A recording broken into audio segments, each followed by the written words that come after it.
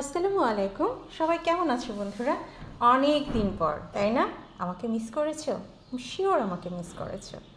এই দেখো আমি আজকে কি রান্না করেছি। তোমার ডাইনিংয়ে আজকে কি রান্না? এই হলো আলু ভাজি।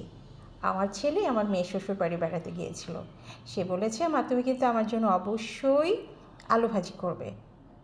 এই জন্য ওর জন্য আমি আলু ভাজি করেছি। ওর আলু ভাজি ভীষণ পছন্দ। কেমন হয়েছে বলো তো বন্ধুরা? আর এই হচ্ছে আইড় মাছ, আমাদের পুকুরের অনেক বড় আইড় মাছ। আমার সাহেবের ভীষণ পছন্দ। আইড় মাছটা বিশেষ করে তার জন্য করা। এই হচ্ছে আমার প্লেন ভাত, মুসুরির ডাল, আর এই হচ্ছে আমার রেগুলার মুরগির মাংস আমার ছেলের জন্য। এই হলো আমার আজকের রান্নাবান্না।